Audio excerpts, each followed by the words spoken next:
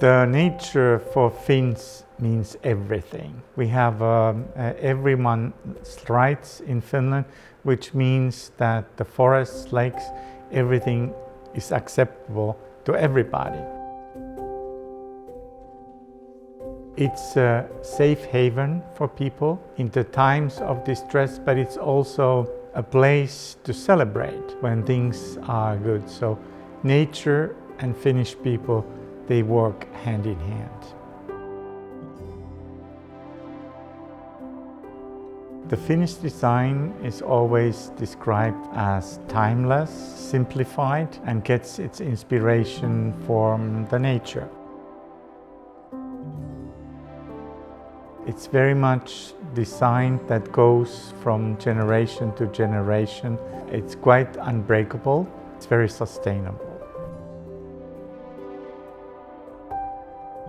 In the Finnish education system, the clue is really how you can become yourself, how you will fulfill the best your dreams, your desires in terms of education. So that gives people the opportunity to reflect themselves about the future hopes, their dreams. Very important is that the equality thing. The education in Finland is free. It's supposed to give you the boost for whatever comes out of it and how well you can fulfill yourself. The Finnish education system also wants to teach you practical tools, how to cook, how to knit, all these kind of things, kind of like also that are practical in your everyday life. So that's at the core of the Finnish education. And at the same time, it's supposed to be fun by all means. So not only concentrating on tests, but what you really personally can get out of that education for your life fulfillment.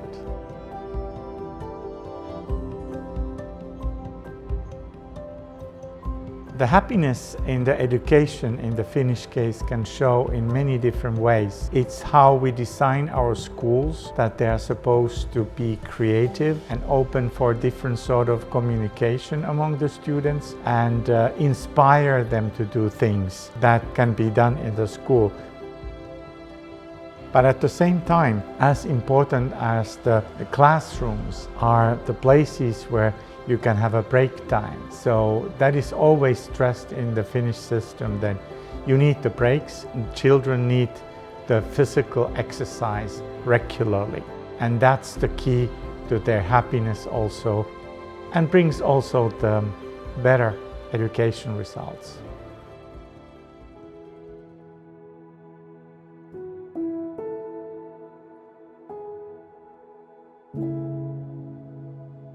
핀란드 디자인이 굉장히 유행이에요. 간결하면서도 실용적이면서도 오래 쓸 수 있는 거, 오래 두고 봐도 실증나지 않는 거, 이런 면에 있어서는 지금 우리 젊은 세대들이 핀란드 디자인을 참 좋아해요.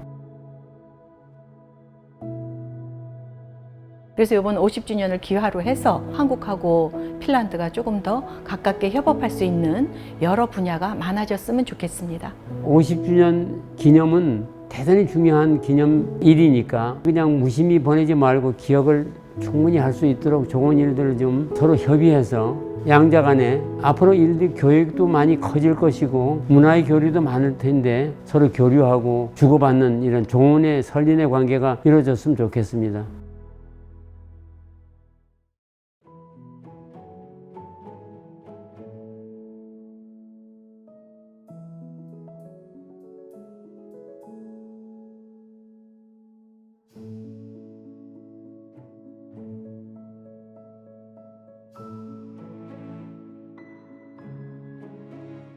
From the first moment I met her, I immediately felt that she was like a very vibrant, passionate, curious woman. She had like a natural interest in just like learning and exploring life around her, and she was like very energetic and just like happy.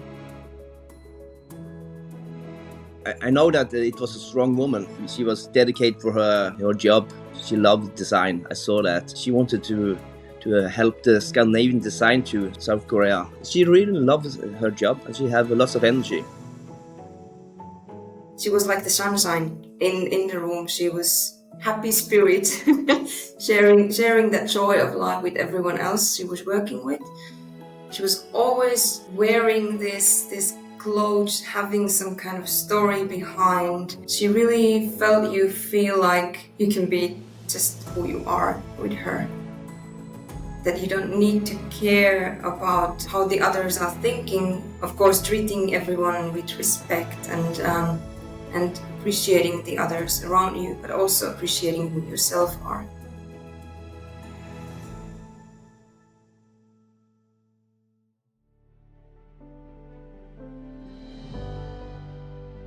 핀란드라고 하는 환경은 그 환경 자체가 인간에게 큰 배움을 주는 환경이에요. 자연 환경을 통해서 끊임없이 그 교육에 반영하려고 애쓰지 않습니까? 근데 우리에게도 그것을 많이 갖다 준 사람이 결국은 나한테도 영향을 준 사람이 안애경 씨입니다. 그 안애경은 사실은 교육자입니다. 끊임없이 우리 어린이들에게, 우리 가정들에게 쓰레기 문제, 또 과소비 문제, 이래서는 안 된다. 참 놀라운 친구였다고 생각합니다. 안애경 씨가 특히 그 어린이 교육에 대한, 어린이 교육이 이루어지지 않으면 어른 교육도 안 된다는 그 아주 초보적인 얘기를 수도 없이 많이 한, 애답게 사람답게 크게 하는 어린 시절의 그 교육의 어떤 환경을 만드는 시설에 대해서 굉장히 고민을 많이 했어요. 제가 가지고 있던 그 교육에 대한 제가 받은 교육, 그다음에 우리 앞으로의 한국의 어린이들 미래 세대를 생각하면서 핀란드 교육은 어떤지 굉장히 관심을 가지고 봤었어요. 아, 여기는 정말 학교와 선생님들의 커뮤니케이션이 잘 되고 있구나. 학교에서 아이들한테 앉아서의 교육만이 아닌 실제적인 재료들을 가지고 아이들한테 체험 활동을 많이 시키고요. 그 다음에 학교의 그 시설을 봤을 적에 아이들이 창의력을 발휘할 수 있도록 굉장히 다양한 색깔들로 디자인들이 잘 돼 있는 걸 봤습니다. 그 친구는 핀란드 교육의 좋은 점을 우리 한국에 와서 굉장히 꿈을 펼치려고 했었습니다. 이론가가 아니라 행동으로 많이 보여준 친구였습니다.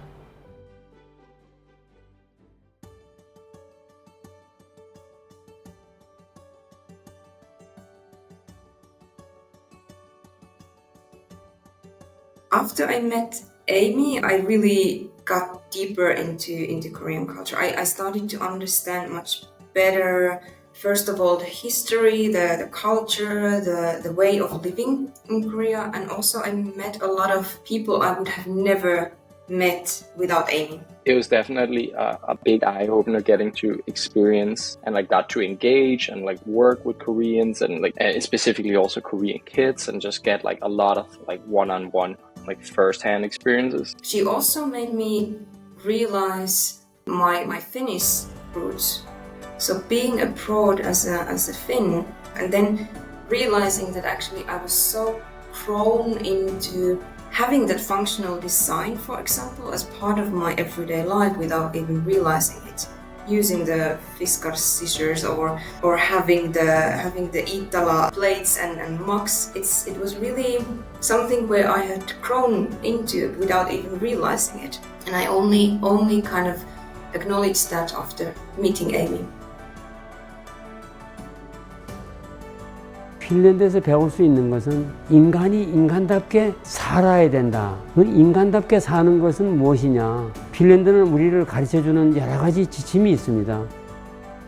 인간이 절약하고 절제하고 균형 있는 생활을 하고 조화로운 삶을 살아야 되고 그리고 사랑으로 가득 찬 삶을 살아야 된다고 하는 지침을 나는 사실은 그걸 은연하게 나한테 그 지침을 만드는 단어까지도 가르쳐준 그 핀란드의 매개자 안애경, 결국은 우리의 그 이웃이 만들어준 우리의 큰 소득이 아닌가 이런 생각을 합니다. Amie Ann was by real meaning a very remarkable person. She had a deep understanding of Finnish design and education. Many previous ambassadors really praised her enthusiasm, her breaking the borders, doing things differently that had done before. So she really opened up the Finnish design and kind of like peeling the nut and what is the heart of the Finnish design. But at the same time, she did the same out of the love for the Korean society. She, for example, had the Korean home, Korealainen koti exhibition in Finland. So she opened up her Korean sensitive, cultural, traditional background to the Finns as well. So at both ends, I think we can say that she was a real cultural ambassador for Finnish design. But in Finland, we also see her as a very important ambassador for the Korean design and culture. Amie Ann was also really passionate about the Finnish education, the aspects of equality, and she wanted to root some aspects of that in the Korean society, and she really did a good job with that as well.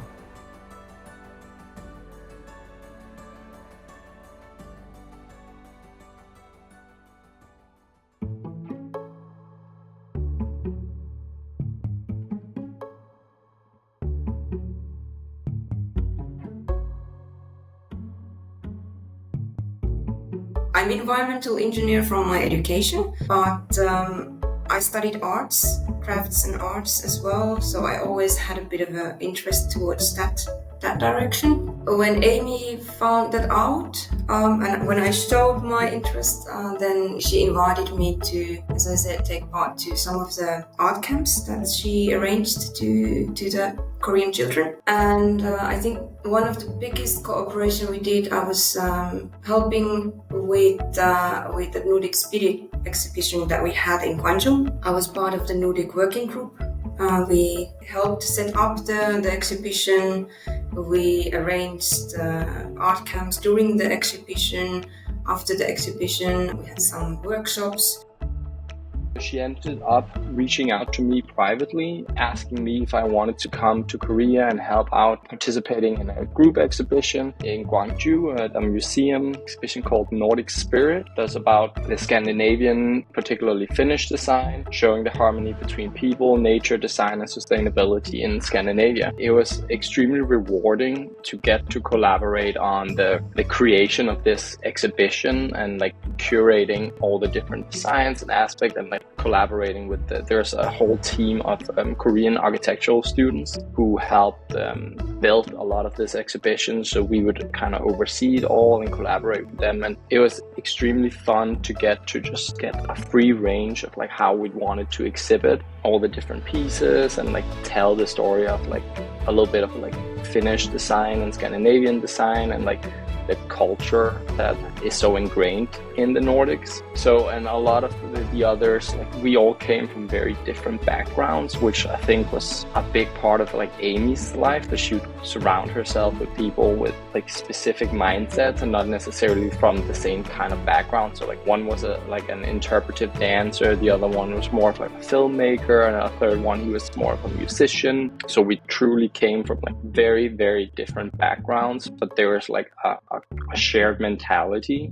and like shared understanding of the Nordic living that kind of unified us all. And then the second project she wanted me to collaborate with her on was an art camp for Korean kids with focus on individuality, creativity, and free thinking. What she was hoping to kind of teach the Korean kids was how to think and create more freely without the constraints that they would normally encounter in their normal day-to-day at schools.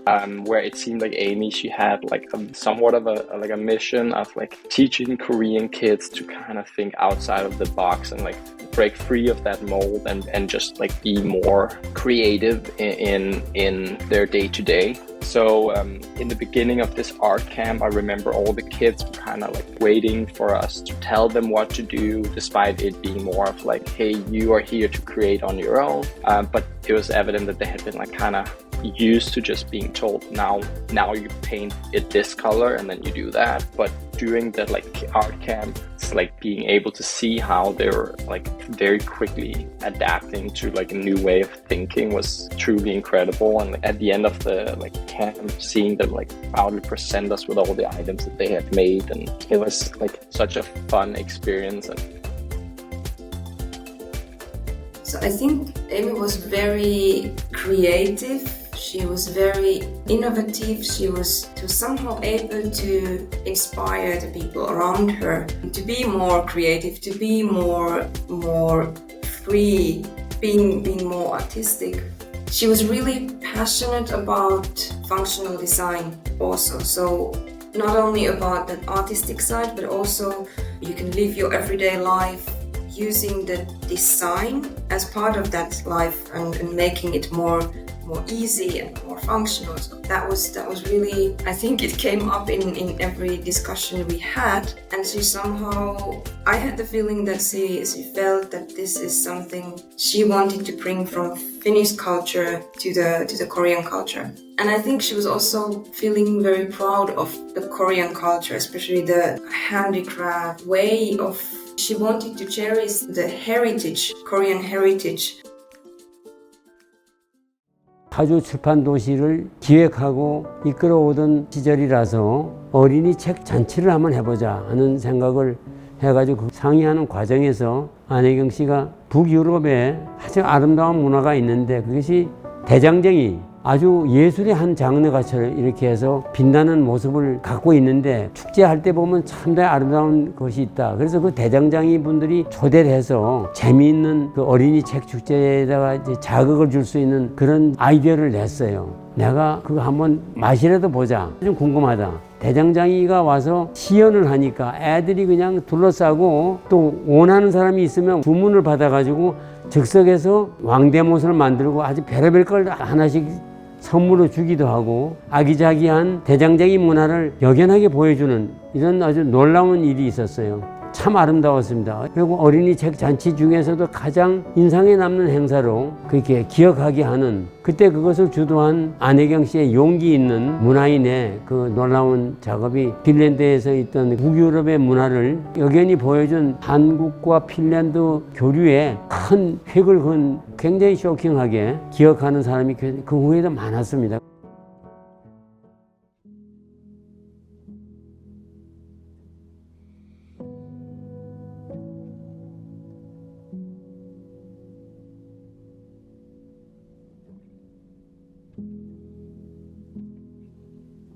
I hope that the knowledge that Amie Ann was trying to like instill and like share with between the two countries will continue to kind of like be shared in the future, even despite her passing, because I think the unique bond that she shared between Finland and Korea had such a great impact on her life and on people she met and like introduced to each other, and like who she like brought into her life, understanding of the world. So I hope that mission will continue to be shared, especially between like Finland and Korea, and that cultural exchange through new exhibitions and art camps and various cultural exchanges can further develop the understanding of the two countries and the different differences, but also the many similarities that we all share.